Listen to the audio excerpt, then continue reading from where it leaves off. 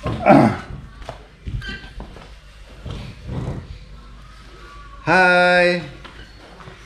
Assalamualaikum warahmatullahi wabarakatuh.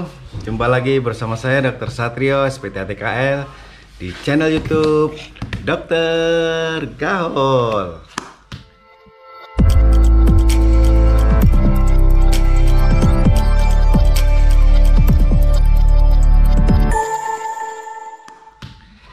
Ya, kali ini saya ditemani oleh kerucil-kerucil ini. Ini ada Pak Gavin, ini ada De Audi. Oke. Jadi hari ini saya mau cerita sedikit. Beberapa hari yang lalu ada yang tanya, Dok, THTKL itu apa sih, Dok? Kalau dulu kan orang taunya spesialis THT. Nah, sekarang kalau ada KL-nya itu apa sih, Dok? Oke. Jadi THTKL sendiri itu kepanjangannya adalah telinga, hidung, tenggorok, bedah, kepala, leher. Oke. Apa aja yang biasa ditangani oleh dokter spesialis THTKL, Dok? Jadi yang pertama ada 9 ya nanti ya. Ada 9 ya. 9 yang pertama adalah otologi ya. Subdivisi otologi atau telinga. Jadi contoh kasusnya itu seperti yang kapan lalu pernah di konten sebelumnya itu ada infeksi telinga ya. Ada infeksi telinga luar, ada infeksi telinga tengah ya, seperti itu.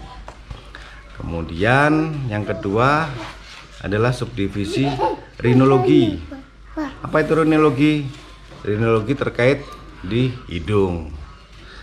Contoh kasus yang ditangani oleh subdivisi rinologi yaitu sinusitis ya, atau polip ya. Kemudian sekat hidung yang bengkok atau pembesaran turbin di dalam hidung, pokoknya seputaran hidung itu ya. Halo Kak. Yang ketiga adalah subdivisi laringologi. Halo.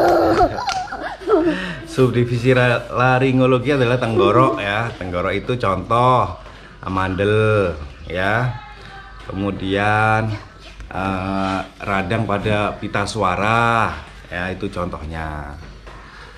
Kemudian yang keempat itu neurootologi atau saraf telinga.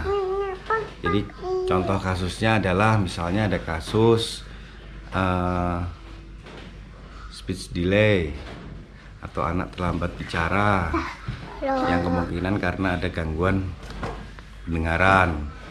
Kemudian kalau pada orang tua ya gangguan pendengaran karena faktor usia, itu juga termasuk subdivisi dari neurootologi. Dan banyak yang lainnya sebenarnya. Oke. Kemudian yang kelima. Yang kelima ini ya terkait KL itu ya. Onkologi kepala leher. Ya, atau head and neck surgery atau bedah kepala lehernya itu.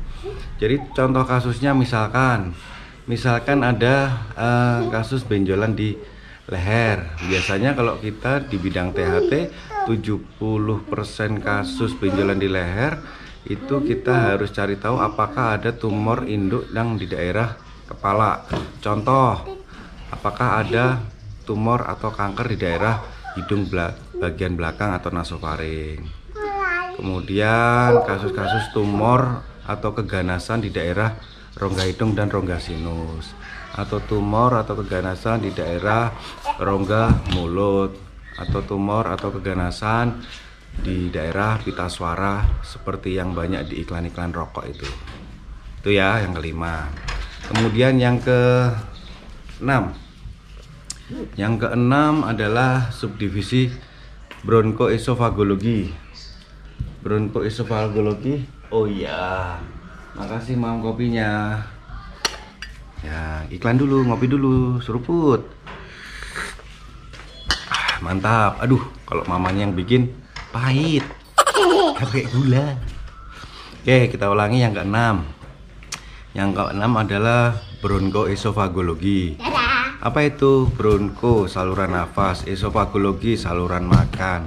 Jadi kita menangani kasus-kasus di seputaran saluran nafas dan saluran makan. Contoh aja, kalau pernah dengar ada kasus seorang remaja sedang memakai jilbab, kemudian jarumnya dia gigit tanpa sengaja, dikagetin temennya, jarumnya masuk ke saluran nafas. Nah, akhirnya biasanya dokter THTKL subdivisi bronkoesofagologi yang menangani. Atau misalkan orang tua musim-musim haji, musim kurban, makan daging, ternyata dagingnya koyor atau yang alot. Nah, bukannya masuk lambung tapi nyangkut di esofagus atau di saluran makannya. Itu juga dokter THT subdivisi bronkoesofagologi yang menangani, sehingga tindakannya nanti memang tindakan non invasif atau tanpa sayatan dengan alat yang dimiliki. Kemudian berapa tadi ya? 6 sudah ya. Kemudian 7. Halo, bye. Otologi, rinologi, laringologi, onkologi kepala leher, neurotologi, bronkoesofagologi. Nah ya 7 apa yang belum? Alergi imunologi ya. Alergi imunologi itu salah satunya kalau di bidang THT yang berkaitan dengan THT alergi itu adalah rinitis alergi seperti yang kita bahas beberapa waktu yang lalu, itu salah satunya. Kemudian 8 ada THT komunitas. Nah, apa itu THT komunitas, dok? THT komunitas itu jadi misalkan kita sebagai dokter THT KL berkewajiban untuk istilahnya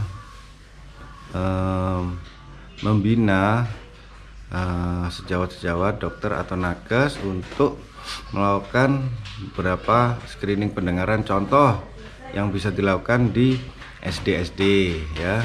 Jadi di SD kita melakukan screening pendengaran. Oh, misalkan didapatkan ada kotoran di beberapa telinga siswa, kita bakti sosial bersih-bersih telinga.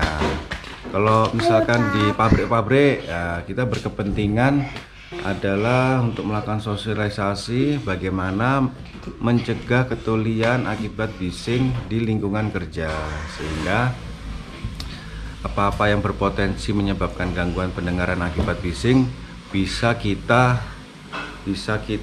minimalisir. Kemudian yang terakhir yang 9, apa ya 9 ya,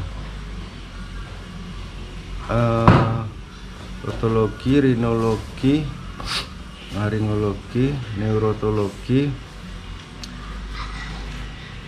A few moments later, a few inches later, 2 hours later, 1 eternity later. Bronkoesofagologi, terus apa ya, kok tiba-tiba lupa ya. Aduh, lupa ya yang 9 apa ya.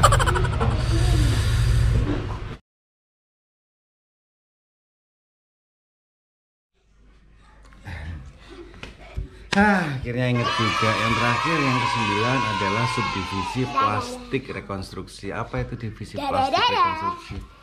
Jadi misalkan ada kasus kecelakaan, ada patah tulang di wajah gitu ya, atau patah tulang di hidung misalkan. Nah, itu THTKL juga punya kompetensi untuk melakukan tindakan operasi atau rekonstruksi maksilofasial ya, atau merapikan kembali tulang-tulang wajah yang patah. Ya, itu tadi 9 subdivisi dari THTKL, telinga, hidung, tenggorok, bedah, kepala, leher. Semoga teman-teman semua jadi tahu apa-apa saja atau kasus apa aja yang bisa ditangani oleh dokter spesialis THTKL. Oke, sebelumnya jangan lupa subscribe. Jangan lupa Jangan lupa subscribe, like, comment, and share supaya channel apa? Dokter Gahol berkembang dan bermanfaat. Terima kasih. Dadah. Salam Gahol gitu. Dadah. Salam Gahol. Salam